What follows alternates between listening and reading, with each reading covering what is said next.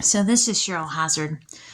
So the SAA Karmic Tarot is saying basically that my family is trying to paint me out to be crazy, like I'm incompetent, to basically steal my inheritance money and gain control of my inheritance. An inheritance that I was not even told I had. And then I'm getting clues about it, about Taylor Swift doing a robbery, and she was on Saturday Night Live, and my family was on there. Laurie Metcalf and Jake Gyllenhaal, my cousin, whom Taylor Swift dated, supposedly according to the news, and who Jake Gyllenhaal dumped. He gave the ages an excuse. I'm guessing it's more of something like he found out they're related and they shouldn't be bumping uglies. Yeah, I know. I'm such a nice person. I make reference to bumping uglies. But okay. Anyway, but if my family was trying to paint me out to be crazy, well, they kind of have to be stupid about it, really. Because, Taylor Swift number adds up to 9, and there's a number with a triangle in front of the church on Granger Avenue at Our Lady Fatima. And Taylor's number adds up to 9, and it's right across the street from Doctor's Medical Center. And that's the hospital where Lacey Peterson was born. She was murdered. And Ms. Rocha worked at the bank. She was the manager at Golden One Bank, where I do my banking. So if my family wanted to prove that I was crazy, and they did it through Doctor's Medical Center, and Doctor's Medical Center did put me in their program for a day, just inside their psych hospital or whatever, to be watched for one day.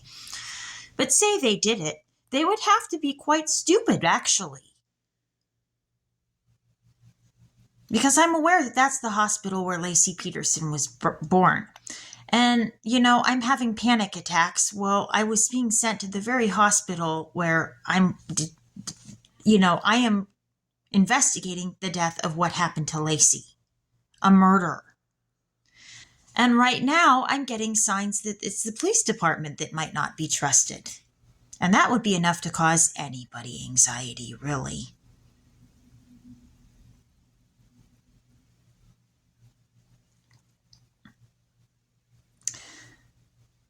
But they want to take, so far, what they're saying should have been my money or my inheritance, and to not give me a chance to prove that I could handle my life and my money. Well, not giving me a chance to handle my life and my money, if there was my money, well, that's not right. And they said that they're doing it behind my back, that they're going to court and having me declared incompetent behind my back. Well, why didn't I get any paperwork signifying that this was going on? I wasn't, if that's happening, then I legally am not getting my right to stand up for myself. And I'm competent enough to recognize that.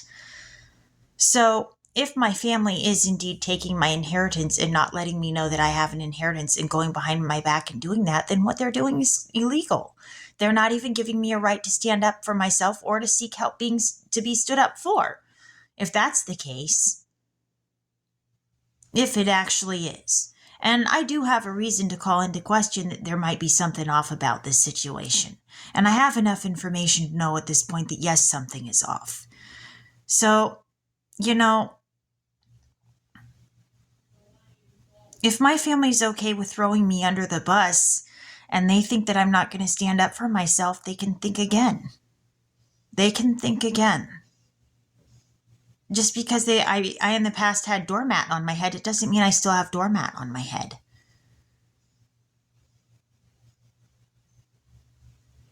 And isn't that what they wanted, I guess? My family throws me under the bus. If I get robbed, they throw me under the bus and they paint me to be the bad guy who's then out to get them because they threw me under the bus. I'm guessing the whole thing was some sort of setup. And it wasn't very nice.